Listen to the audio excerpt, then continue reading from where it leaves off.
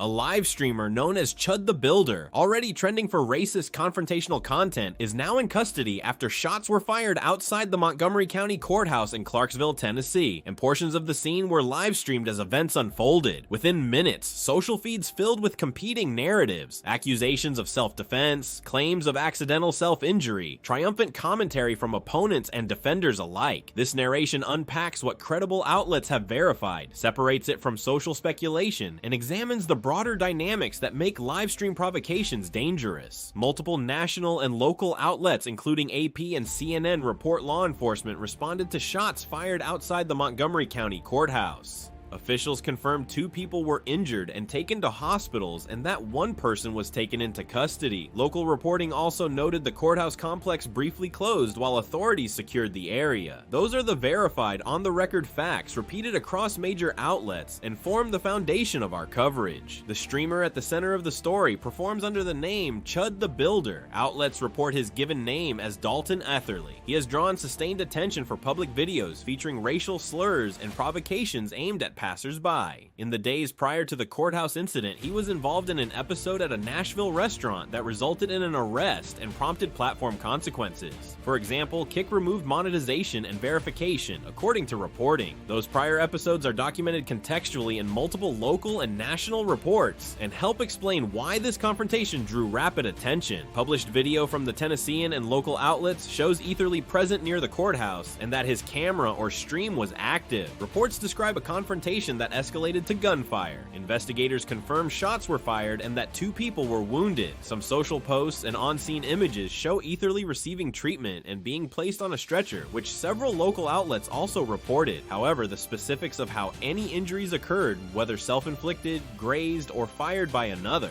are not definitively established in national reporting available at this time. Within social feeds, competing interpretations proliferated almost immediately. Some videos and posts assert he shot another man in self-defense. Others say he accidentally grazed himself. There are also clips celebrating his arrest or condemning his behavior. These are social media narratives. Reliable reporting to date confirms shots fired, 2 injured, and a person detained, but it does not resolve who fired which shots or the exact mechanics of any wounds. Police statements cited by AP and CNN emphasize the incident is under investigation. Beyond confirming gunfire, injuries, and a detention, officials have not publicly released a detailed timeline or assigned legal conclusions about motive or intent. Any firm narrative that attributes responsibility or intent before investigators publish their findings is premature and outside the current public record. Defenders online argue Etherly acted in self-defense or was the victim of an attack. Those claims are circulating across platforms in reaction videos and social posts. As of the latest reporting, they remain allegations rather than confirmed determinations. Critics focus on a documented pattern: inflammatory live stream content, public confrontations, and recent moderation actions. Those critics argue that intentionally provoking strangers for views increases the odds of volatile confrontations, a pattern supported by the broader reporting on his prior incidents, not by an adjudicated finding in this case. From a broader perspective, this episode highlights how platform incentives can escalate risk. Attention rewards extremes, and creators who chase engagement can drift toward riskier behavior. This analysis is about structural incentives and social dynamics, not a legal accusation. Speculation, clearly labeled as such, suggests a repeat pattern of provocations can materially increase the likelihood of dangerous encounters, but speculation must not be conflated with verified evidence in this specific incident. What we can say with confidence is limited. Shots were fired outside the Montgomery County Courthouse. 2 people were injured and a person was taken into custody. What remains unresolved? Who fired which shots? Whether any wound was self-inflicted, and what formal charges will be filed? Those questions belong to investigators and the legal process. The final point is practical. Treat viral clips and instant takes as claims requiring verification. Follow official statements and established reporting as this story develops. This incident is a stark reminder that performative provocation can spill into the real world, and that platforms, creators, and audiences share responsibility for preventing moments of online attention from turning into physical harm.